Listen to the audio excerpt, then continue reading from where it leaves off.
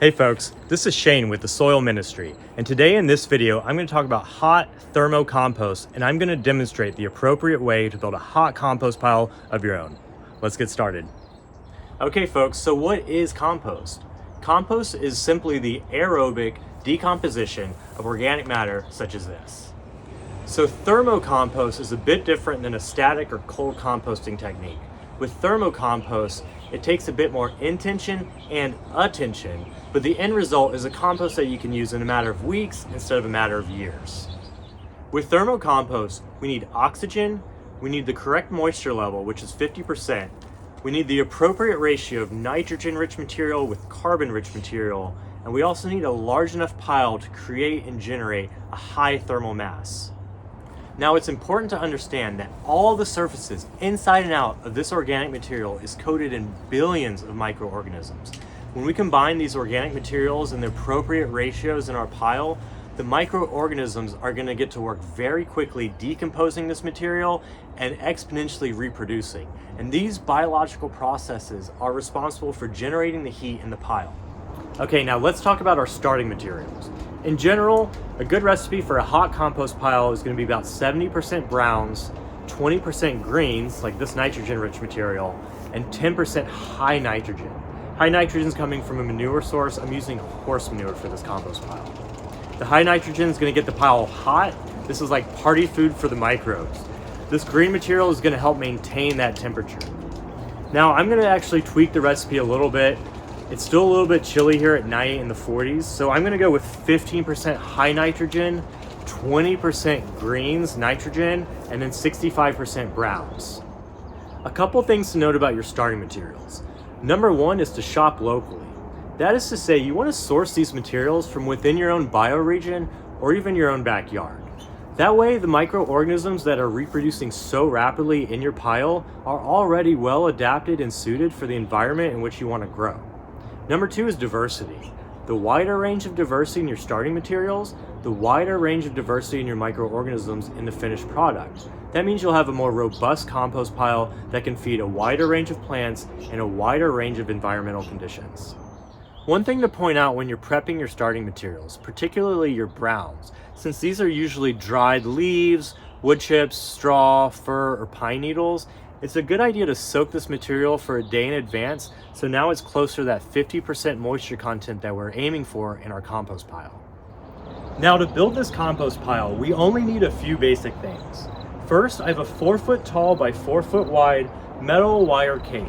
I'm going to use this cage to build and form the compost pile. It's sitting on top of a wooden pallet, and that way there's aeration from below and drainage if necessary. I'm going to mix all of the starting materials on this tarp behind me using a simple pitchfork.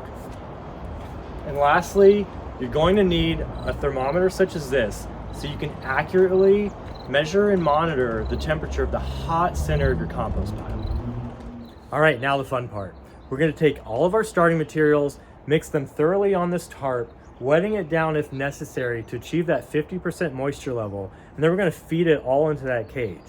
I have a ton of starting material here, so it's going to be really difficult to work with it all at once. So I'm going to work in batches. I'll take half, I'll mix it on the tarp, water it down if necessary, feed the cage, then I'll repeat the process with the second half of the starting materials, and then our compost pile will be complete.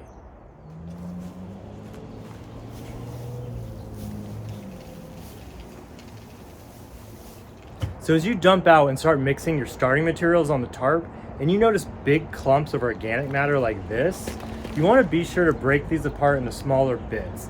That way you don't have any pockets of anaerobic activity inside your compost pile.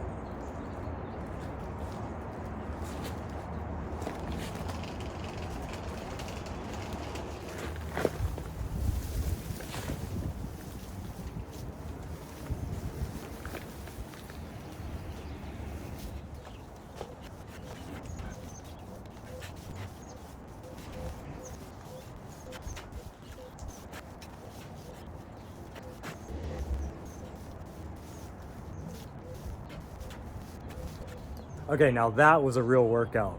Now that I have all the starting materials properly mixed on this tarp with the correct moisture level, I'm going to feed them into this cage and build this compost pile up.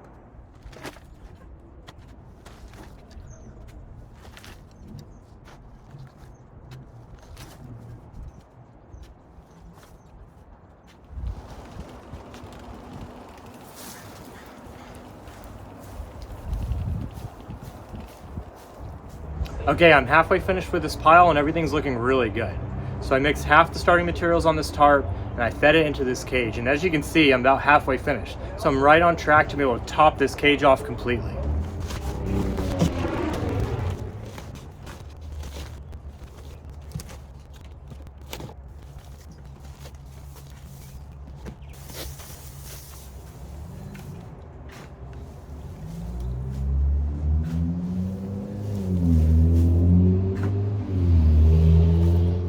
Okay, now let's wrap up and review.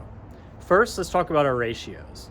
The typical recipe for a thermo compost pile like this is about 70% browns, 20% greens, and 10% high nitrogen.